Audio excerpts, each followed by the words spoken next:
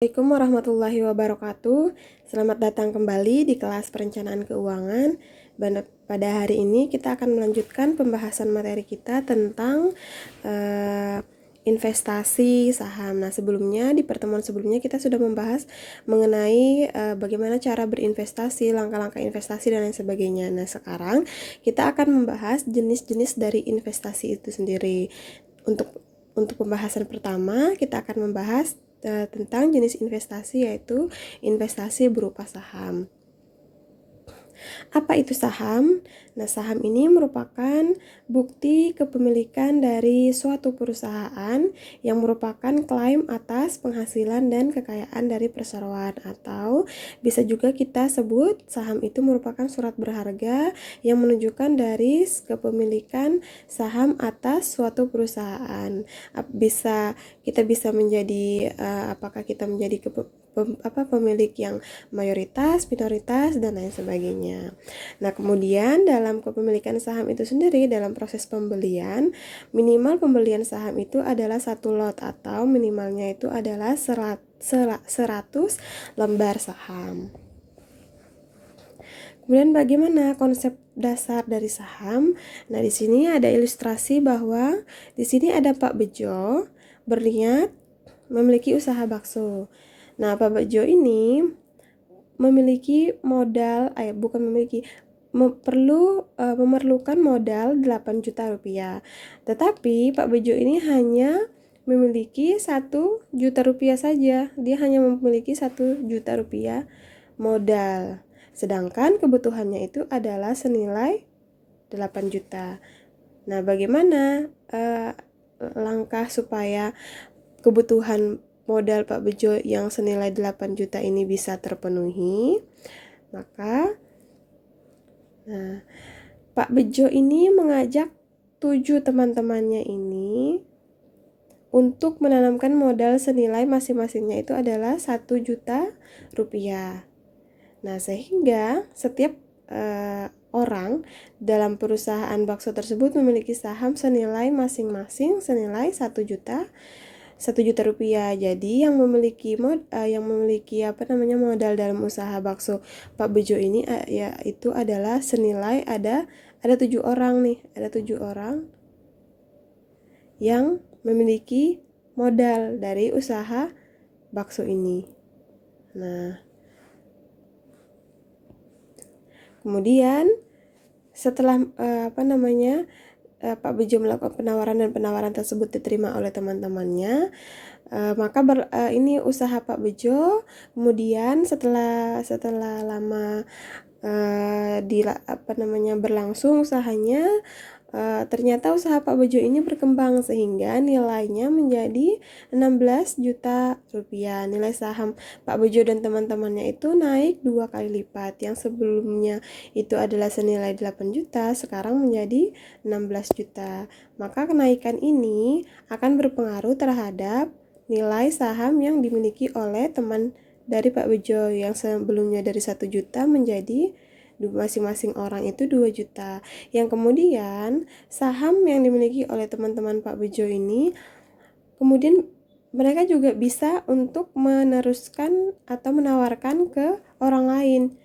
Jadi ke orang lain bisa untuk ditawarkan, apakah dia berminat untuk menanamkan modal di di saham di usahanya Pak Bejo ini, sehingga sehingga nantinya yang memiliki modal di usaha Pak Bejo ini bukan hanya 7 orang atau 7 orang tadi temannya Pak Bejo, tapi bahkan orang lain juga bisa menanamkan modal, yang artinya modalnya juga otomatis akan bertambah. Jadi modal bertambah, kemudian mungkin kalau usahanya itu berjalan dengan baik, bisa jadi juga sahamnya juga bertambah yang kemudian akan berpengaruh terhadap keuntungannya. Nah, ini merupakan ilustrasi dari saham yang go public ya. Jadi bagaimana langkah-langkah supaya bisa go public. Nah, di sini ada otoritas jasa keuangan yang melakukan penawaran umum atau penawaran pasar perdana terhadap kepada publik, baik itu pemodal dalam negeri ataupun luar negeri, yang baik itu individual ataupun institusional.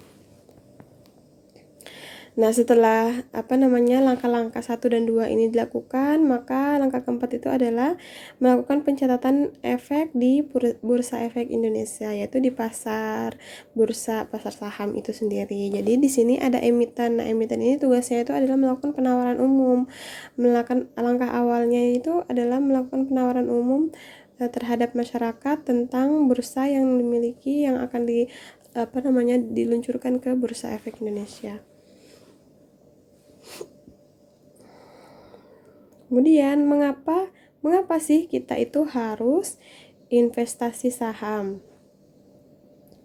Yang pertama itu adalah satu, yaitu mudah, kemudian terjangkau. Kemudian itu juga kita investasi saham itu juga menguntungkan, asalkan kita mengetahui bagaimana langkah-langkahnya, tahap-tahapannya, sehingga investasi yang kita tanamkan itu bukan malah merugikan kita sebagai investor, tapi harusnya kita bisa memperoleh keuntungan. Nah, mudah itu maksudnya apa? Karena banyak perusahaan sekuritas dan manajer investasi yang dapat memberi rekomendasi investasi, dan ada online trading. Jadi online trading itu kita bisa memantau naik turunnya harga saham ya, seperti itu. Jadi kemudian sehingga kita tidak memerlukan pengetahuan yang mendalam, tidak sulit untuk melakukan pemantauan, dan tidak perlu pemahaman yang kuat atas teknologi. Kemudian terjangkau. Terjangkau itu karena apa? Karena mulai dari 100.000 setiap bulan saja kita itu sudah bisa berinvestasi. Karena nominalnya sangat kecil ya. Jadi 100.000 itu kita bisa bisa untuk berinvestasi seperti itu. Kemudian sehingga tidak membutuhkan modal yang besar. Jadi jika kita ingin mencoba untuk berinvestasi, tidak harus membutuhkan modal yang besar. Jadi 100.000 saja bisa seperti itu. Kemudian menguntungkan karena apa? Investasi secara berkala dengan orientasi jangka panjang ini bisa menguntungkan investor seperti itu. Sehingga investasi di pasar modal itu bukan judi ya, kemudian tidak memiliki risiko yang tinggi.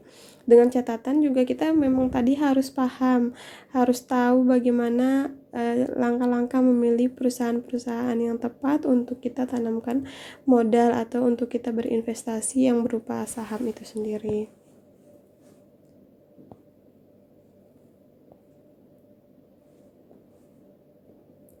Nah, ini merupakan gambaran apakah kita akan membeli produk dari Astra atau kita lebih baik menanam saham di Astranya, seperti itu. Nah, jadi ini adalah ilustrasi tahun 1993. Harga motor ini itu merupakan 8 juta, yang setara dengan kalau misalkan kita beli saham ya, 500 lembar saham, itu per lembar sahamnya adalah 16.000. Nah, kemudian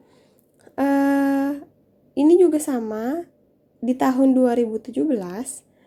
Saham dari Astra itu 500 lembar saham, ternyata harga per sahamnya itu adalah jauh sekali, 869.538 rupiah per lembar sahamnya ya.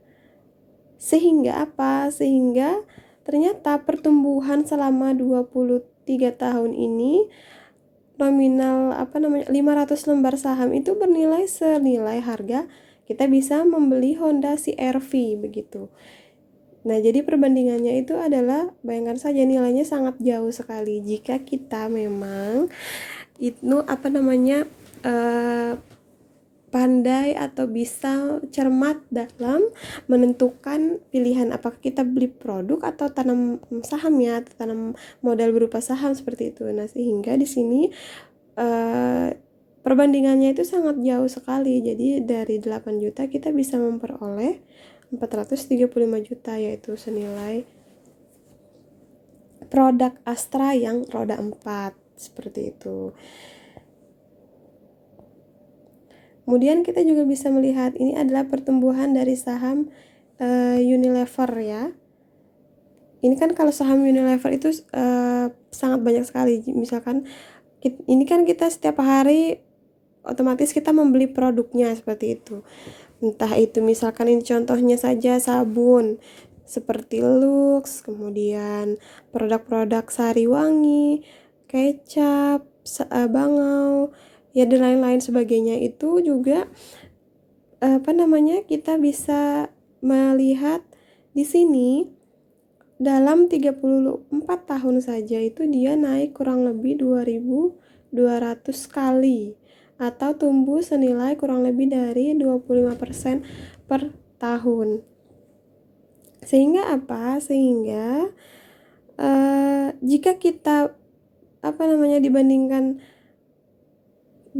membeli barangnya saja, kita bisa membeli saham di Unilever karena bisa kita lihat bahwa pertumbuhan dari saham Unilever itu sangat luar biasa seperti itu ya. Bayangkan saja, ini kapitalisasi pasarnya mencapai 296 triliun itu di tahun 2016.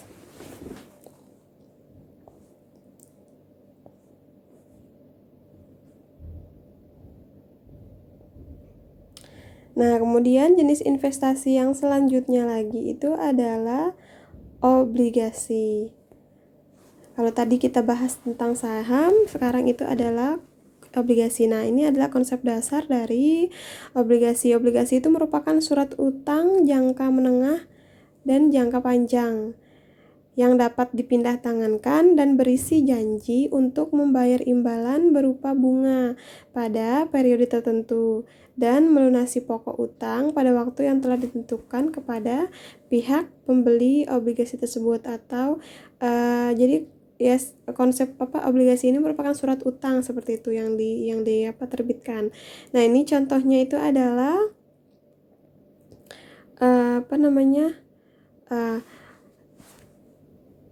masih dengan contoh usaha dari Pak Bejo, usaha bakso Pak Bejo ya. Pak Bejo ini membutuhkan dana senilai 8 juta. Nah, kemudian di sini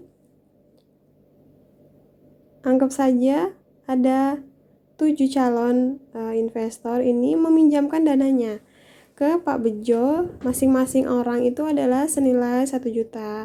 Nah, kemudian dari Pak Bejo ini memberikan kupon, yaitu kupon obligasi seperti itu. Itu merupakan sebagai bukti bahwa